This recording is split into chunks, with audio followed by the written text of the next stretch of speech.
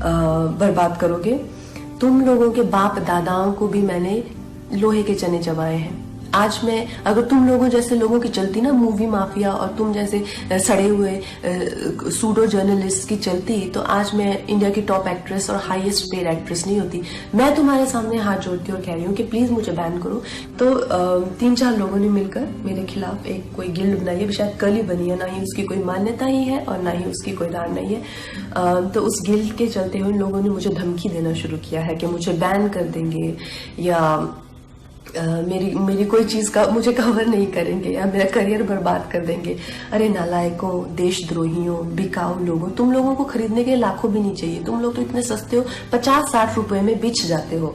आज मैं अपनी जो हमारी इंडियन मीडिया है उसके बारे में आपसे कुछ कहना चाहती हूँ, लेकिन मैं ये जरूर कहूंगी कि ऐसा नहीं है कि हर जगह अच्छे लोगों के साथ में कुछ बुरे लोग भी होते हैं। और जो मीडिया है उसने जितना मुझे प्रोत्साहित किया है, जितना मुझे प्रेरित किया है, इतने अच्छे सलाहकार, इतने अच्छे दोस्त जो मुझे मीडिया में मिले हैं, मैं कहूँगी कहीं ना कहीं मेरी सफलता में उनका बहुत बड़ा हाथ है। उनकी मैं हमेशा आभारी रहूंगी।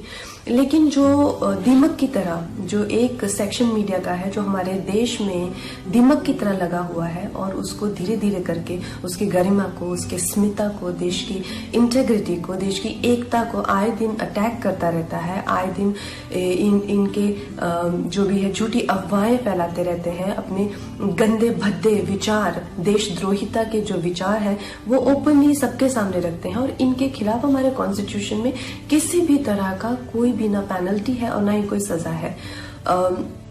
आप तो इस चीज से मुझे बहुत ही ज्यादा ठेस लगी और मैंने अपने आप में ही ये डिसाइड कर लिया कि ये जो दोगली मीडिया है, ये जो बिकाऊ मीडिया है जो खुद को लिबरल कहती है, सेक्युलर कहती है, और कुछ नहीं है, 10वीं फेल भी नहीं है ये लोग सूडो लिबरल है और ये लोग बिल्कुल भी सेक्युलर नहीं है। अगर ये सेक्युलर होते तो हमेशा धार्मिक चीजों को लेके देश की एकता पर हमेशा प्रहार नहीं करते।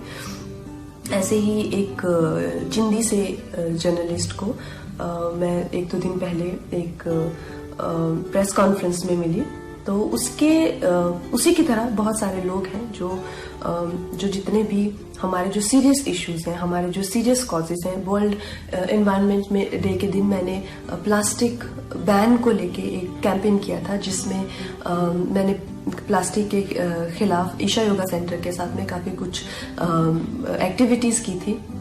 इस जर्नलिस्ट को मैंने उसकी खिल्ली उड़ाते हुए देखा। फिर मैंने काउ स्लॉटर के अगेंस्ट, एनिमल क्रूलिटी के अगेंस्ट एक कैंपेन किया, उसका भी ये मजाक उड़ा रहा था। एक शहीद पे मैंने फिल्म बनाई, उसके नाम की खिल्ली उड़ा रहा है। और प्लीज आप ये गौरतलब ये है कि इनके पास किसी भी तरह का कोई तर्क वितर्क, समीक्षा या विचार जो कि एक पत्रकार का हक है, उस तरीके से नहीं गाली गलोच करके, गंदी बातें लिख के, प्रोफेशनल ट्रोल्स जो हैं खुद को मुफ्त का खाना खाने पहुंच जाते हैं ये हर जगह प्रेस कॉन्फ्रेंस पे। मैं जानना चाहती हूँ कि कोई तो क्राइटेरिया होना चाहिए कि अगर आप खुद को जर्नलिस्ट कह रहे हैं, क्या आपने किया हुआ है? मुझे एक अपना लिखा हुआ कोई ना कोई एक पीस या एक ब्लॉग, जैसे मैं खुद को अगर कलाकार कहती हूँ तो कुछ तो होना चाहिए टू माई क्रेडिट। आप खुद को क्यों पत्रकार कह रहे हैं? किस लिए आप पत्रकार बने हुए हैं? इन 3-4 लोगों ने मिलकर, क्योंकि मैंने उस इंसान के प्रश्नों का उत्तर देने से मना कर दिया, मैंने कहा एक इंटरनेशनल को मैं क्यों एंटरटेन करूं? मेरे पास किसी भी तरह के देशद्रोही के लिए 0% टॉलरेंस है।